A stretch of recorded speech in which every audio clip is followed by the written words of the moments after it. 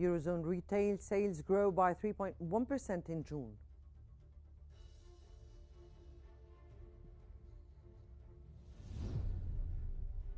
And Trump to announce fresh $100 billion investments with Apple.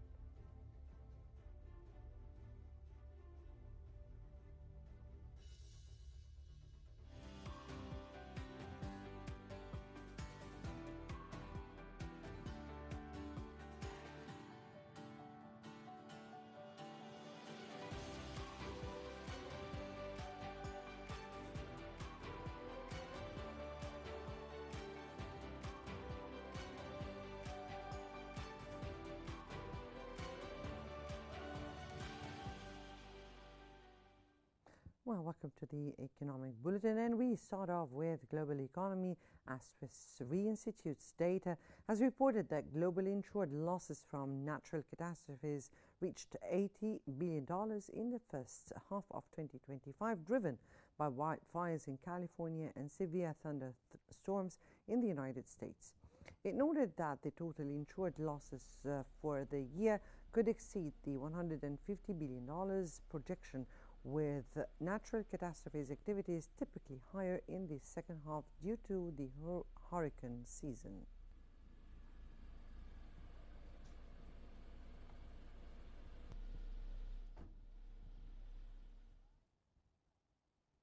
Moving on to Europe, Eurostat has reported that Eurozone retail sales grew quicker than thought in June, reinforcing views that the bloc remains resilient to trade uncertainty thanks to the continued rebound in domestic consumption.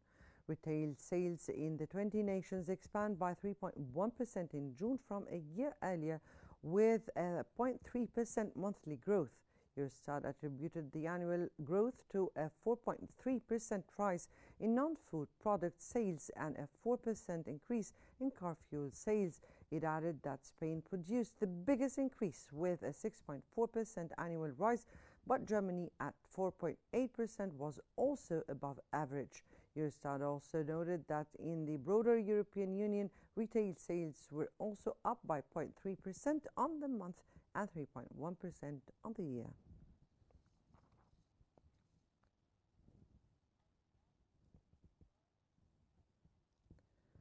The German Chamber of Commerce and the Industry survey has revealed that nearly 60% of companies expect the European Union's trade deal with the US to create more burdens for them through higher tariffs and more bureaucracy. It showed that 74% of companies have direct US businesses. In contrast, 37% do not foresee any effect, while only 5% expect economic relief as a result of the deal on most EU goods.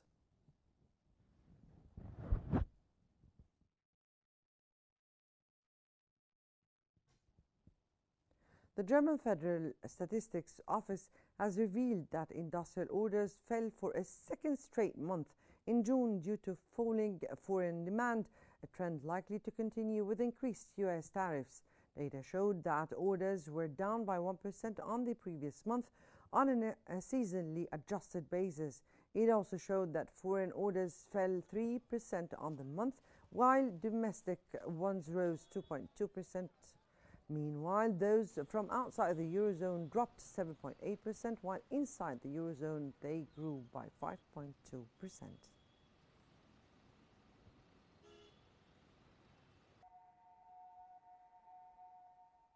Meanwhile, in Asia, the Reserve Bank of India has held key interest rates steady at 5.5%.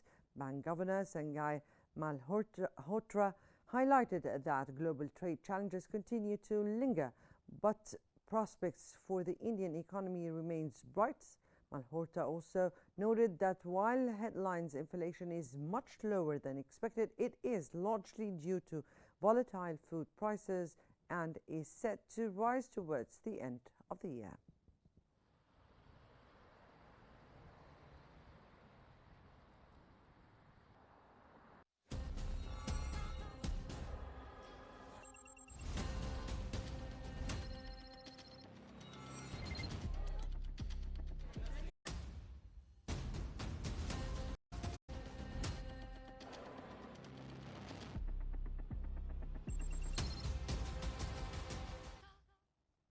In the tech sector, President Donald Trump is set to announce that Apple Inc. Corporation will commit to spending an additional $100 billion on domestic manufacturing. This pledge, according to a White House official, is the latest effort by the company to increase U.S. production of its products and avoid tariffs on its flagship iPhone. The announcement, which will take place at the White House, includes a new American manufacturing program aimed at bringing more of Apple's supply chain to the U.S. to manufacture critical components domestically. This new commitment will bring Apple's total U.S. investment over the next 4 years to $600 billion.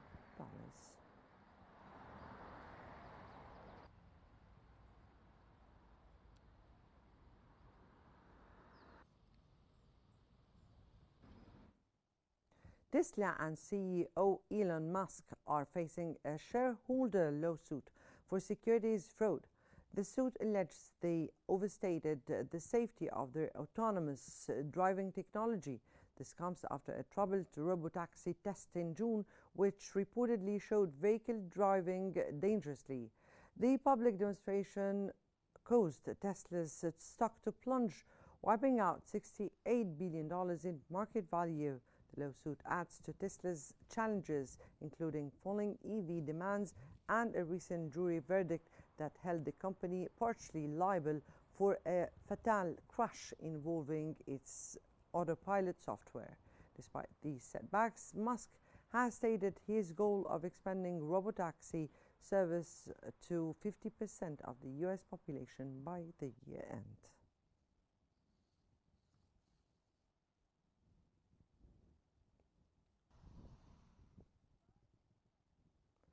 Billionaire Elon Musk has announced that his artificial intelligence startup xAI will open source its Grok 2 chatbots next week. The move will make the code for the company's AI model publicly available, allowing developers and researchers to access and modify it. Musk's statement was made on Wednesday, signaling a new step in the competitive landscape of AI development.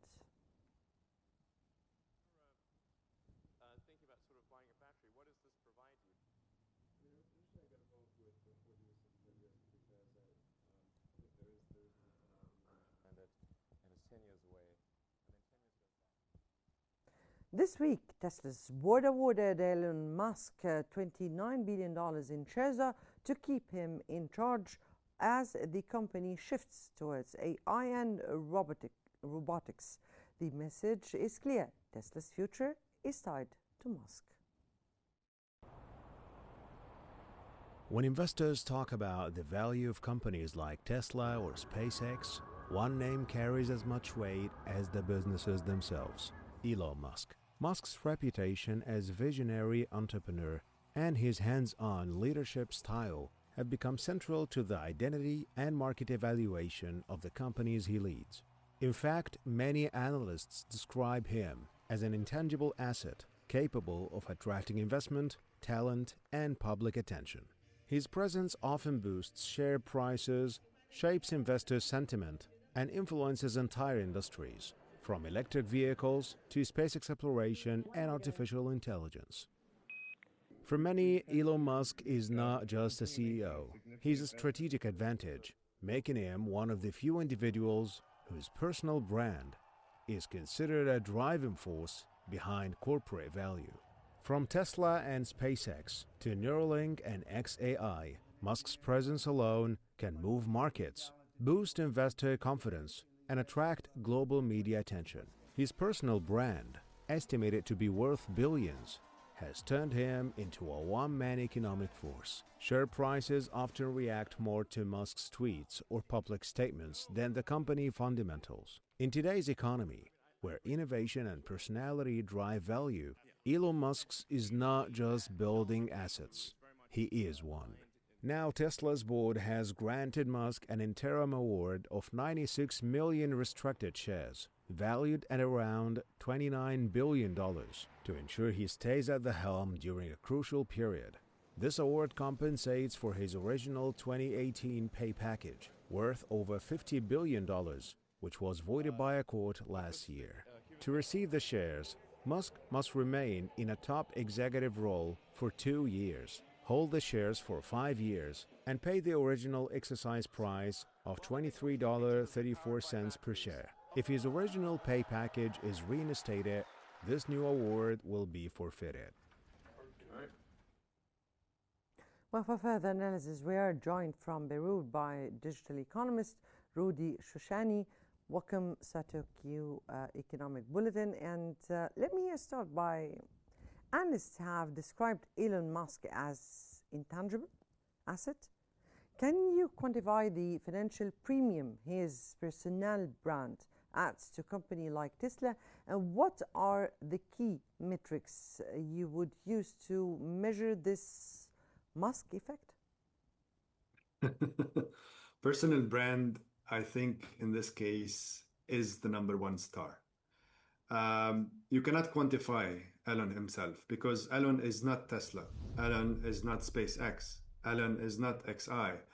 Elon is not Robotaxi. Elon is not Boring Company.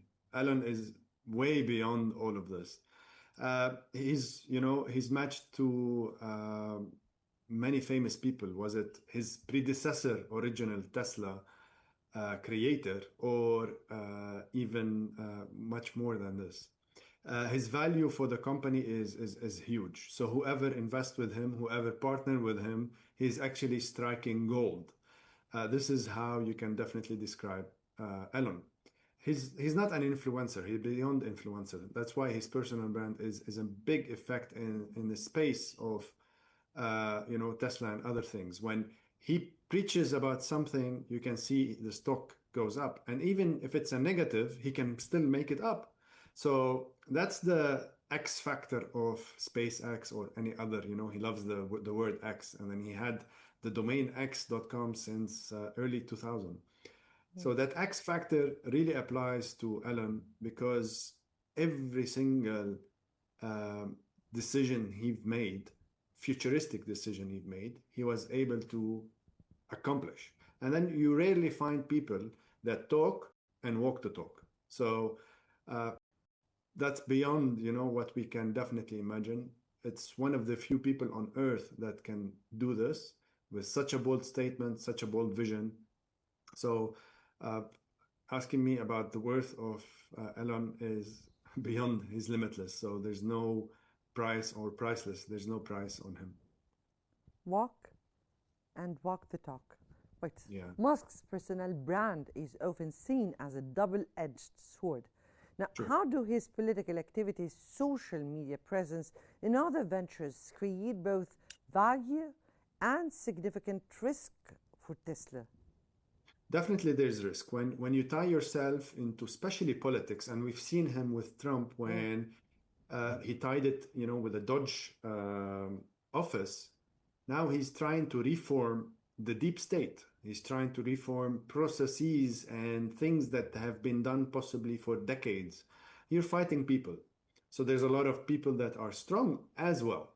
So with this kind of risk that he went into politics, and that's why, it was a short-lived political career, if you want to call it, provided a big risk on all of his dreams, because in one small thing that could lead into a big failure into the businesses that he has. So he cannot afford this. His dream is beyond Earth. Just imagine this with me. He's not dreaming what's happening on Earth. He will do whatever is happening here, but he's dreaming how he can rule Mars within the next decade. This is his dream. So, of course, when you talk and, you talk bad on a president or you talk bad on another company, that's going to affect him directly. And then when you kind of talk good on the product itself, that's also going to affect his company on a positive side. That's why the SEC is also monitoring him, is monitoring their social media. He was many times fined or nearly fined or warned about his tweets. Maybe he's giving too much information or other things. That's why when you do politics, especially in this field, you have to really measure the risk, adherent risk, and the risk that you expose yourself into this. So that's why I think he did a very smart move, and then he exited all of this, and then now he can continue his journey into conquering Mars. Now, how does the recent $29 billion interim share awarded from Tesla's board reinforce the idea that Musk himself is the company's most valuable asset? And does this move address or simply delay the core issue of a company's value being so heavily tied to one individual? Definitely, that this is what Elon brings to the table. It is highly tied to him. But regardless, he was able to deliver. You know, when in 2018, he was able to negotiate because he's not the chairman, right? So he's able to negotiate with the board of trustees, the board that is available, that if I take Tesla into certain KPIs, was it financial figures, or was it global sales, or was it number of cars, or whatever they agreed upon. And by 2025, I was able to hit that mark. I want buyback shares worth $96 million, 96 million shares, sorry. So that was put part of the approved board of directors in 2018, and it was definitely fought in court with Delaware, trying to smiggle with other board members. But in the end of the day, they ruled that this is legal, and he can do that on two conditions. The first condition is he meet his KPIs, and if he meet his KPIs and he wants the 96%, 96 million shares, he has to buy them back, of course. But on the second condition, that he has to stay and then produce more for the company. So it is a very directly related to performance again. So he cannot definitely have them today or tomorrow, and it's not going to be like that. So he's going to be having them within the next few years. And then he's going to jump as a shareholder 13% to 16% total shares within Tesla itself. So that's a big buyback. That's a big share, acquisition from his part. So he will be able to play a big role, also shaping the future of Tesla and how Tesla is going to be, dominating the whole, not just EV market. It's beyond EV market. It's way beyond. It's a smart machine. When you couple it with XAI, when you couple it with robotaxis and the smart robots that are coming, so it's much more than this. Right, that was from Beirut, digital economist Rudy Shoshani. We thank you so much for your insights here, and we move to the latest developments on the tariffs policy. Donald John Trump do solemnly swear that I will faithfully take office of President of the United States.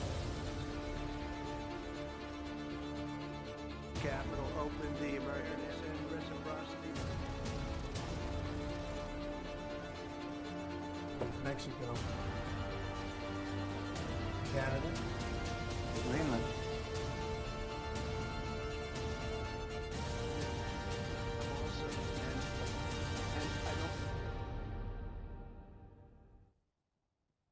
U.S. President Donald Trump has issued an executive order imposing an additional 25% tariffs on goods from India. He noted that the country directly or indirectly imported Russian oil, adding to 25% tariffs already announced. The order follows meetings by Trump's top diplomatic envoy Steve Witkoff in Moscow aimed at pushing Russia to agree to peace in Ukraine. Friends, America के लोग राष्ट्रपति Trump के मोटो. U.S. President Donald Trump has stated that he will make a decision on whether to sanction countries who purchase Russian oil after a meeting with Russian officials. Well, I never said a percentage, but we'll be doing quite a bit of that. We'll see what happens over the next fairly short period of time. But we'll see what happens. You know, they have a meeting tomorrow. We have a meeting with Russia tomorrow. We're going to see what happens. We'll make that determination at that time.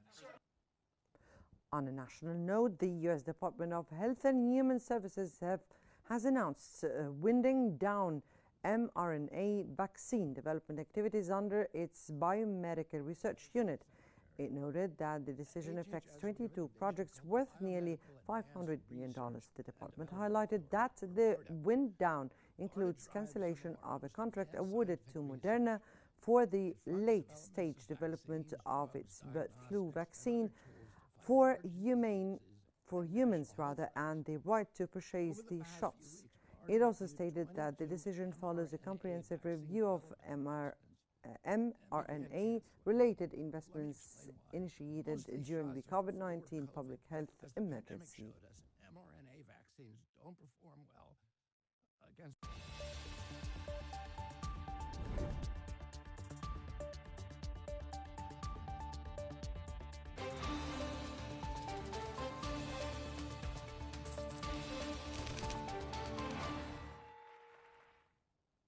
The dollar stuck to its recent trading range on Wednesday, with investors choosing to stay on the sidelines after another round of weak U.S. data as President Donald Trump prepared to fill a coming vacancy on the Federal Reserve's Board of Governors.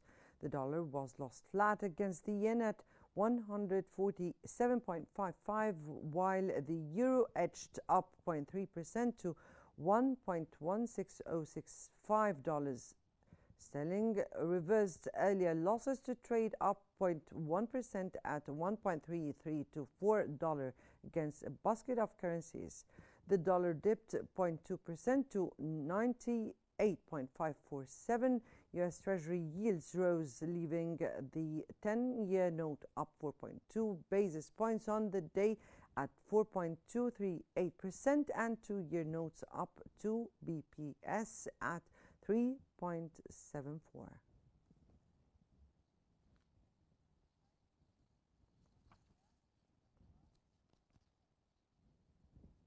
Right, for further analysis, we're joined from Chicago by economic policy advisor Mr. Tariq Rifai. Good evening to you, and welcome to Qnews Economic Bulletin. Let me start by asking you, recent reports indicated that the US dollar has entered a strong uptrend. Now, how do you see the administration's trade and tariff policies influencing this trend, particularly with respect to foreign demand and currency valuation? Yeah, I see, obviously, if you look at the beginning of this year, the dollar has really gone down, and a lot of analysts, including myself, feel that the dollar is oversold for two primary reasons. The first reason is that, beginning of this year, we were hearing a lot about tariffs, trade policy, etc., and that affected the dollar negatively. However, now, as we're seeing some of these trade policies come into effect, reaching agreements with Japan, UK, potentially the EU, and other countries, this of course is becoming positive for the dollar because these trade agreements are in favor of the US. And then the second issue, or the second item I'd like to highlight also, is if we're looking at economic growth, obviously stronger economies tend to have stronger currencies, and the US dollar, I think, is in a good position because compared to its main trading partners, if you look at Europe as well as Japan, economic growth in the US is stronger than those two regions. So I think those are driving factors behind what you mentioned is a stronger outlook for the dollar in the coming months. Right. So President Trump has been an outspoken critic of Federal Reserve policy, often advocating for lower interest rates. Now, how do you reconcile this political pressure with the Fed's traditional role as an independent body, and what is your outlook on how this dynamic will impact the dollar's value and the broader economy in the upcoming months?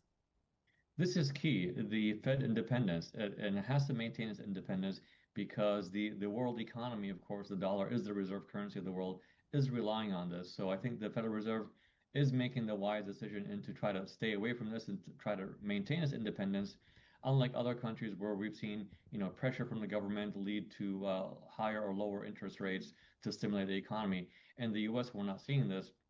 And although Trump has been very vocal in his criticism of the Federal Reserve, especially Federal Reserve Chairman Jerome Powell, right now we're not seeing any change in policy. Obviously, right now we're looking at if we compare the U.S. Federal Reserve to other central banks around the world, the Federal Reserve has not lowered interest rates at all this year. And I think this is one of the frustrations of President Trump. If you compare this to the UK, where they lowered twice this year, and the EU, which has lowered interest rates 4 times this year, I think that's his frustration. However, there is a sign that the Federal Reserve might lower interest rates at the September meeting by 25 basis points, which I think Trump also will not be happy with this because he's hoping for a larger rate decrease. Now, the concept of stablecoins is getting significant attention. Now, how do you define a stablecoin, and what regulatory frameworks or technological advancements are necessary for them to transition from a digital asset to a widely accepted stable currency? This has been a debate for several years now, and of course, stable coins and other cryptocurrencies have been gaining prominence. And of course, now that there's a clearer regulatory framework for them, we're seeing them take off. And I think what President Trump has done by removing regulation, there are some positives and negatives for this. Obviously, the positives are it creates more investments in this sector.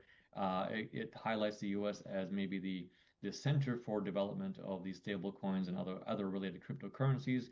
But the downside is that without clear regulation, and the European Union is going the opposite direction, is that it could lead to some potential ethical issues as well as potential abuse of the lack of regulation. And of course, we've seen this in the past with types of hacking and different cryptocurrencies that I guess were not what they should have been, and that's I think a driving factor in this. Then, from your point of view, what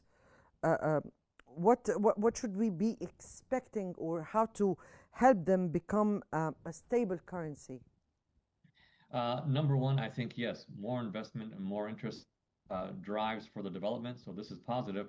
However, in the absence of regulation, you will see some negative effects of this. And as I mentioned, some type of regulation or some type of framework is necessary for this to develop in a positive way, while trying to avoid some of the negative outcomes that potentially could happen. Right. A strong dollar can have both positive and negative consequences for the U.S. economy. From your point of view, in this context, how do the administration's policies, such as new tax legislation and efforts to boost domestic manufacturing, interact with the strong dollar to either help or hinder economic growth? Any development on the manufacturing side, for example, further development in the U.S. manufacturing sector, that will be a positive for the dollar, meaning that the dollar will strengthen. However, many manufacturers in the U.S. rely on exports for their products, but at the same time, the U.S. is a huge market, and many manufacturers, if you look at even the small to medium-sized manufacturers in the U.S., much of their customer base is domestic-based. So I think a stronger or weaker dollar doesn't affect them so much as it depends on if they're relying on imported raw material for their product. Then of course that makes a difference. But overall, the policies that Trump is working on, stronger manufacturing, stronger trade ties, and which means higher tariffs. And if you notice the tariffs, I think they're setting the base case as 15% tariff, versus in some cases we've seen 0, 1, 2, 3, up to 5% tariff in the past. I think those days are gone, and now we're going to see higher tariffs across the board. That will be, I think, positive for the dollar, while and stronger for the dollar. But at the same time, it could affect trade and maybe reduce trade growth among these partners. All right, remains to be seen. From Chicago, that was Economic Policy Advisor, Mr. Tariq Rifai. Thank you so much for joining us here on QNews channel. And now we move on to the latest developments from the commodities sector. All right, so I guess that brings us to the end of our economic bulletin due to our time. Here is what we've been covering. Global insured losses from natural catastrophes reach $80 billion in the first half of 2025.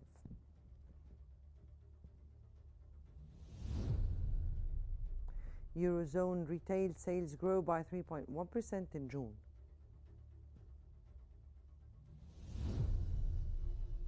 And Trump to announce fresh $100 billion investments with Apple.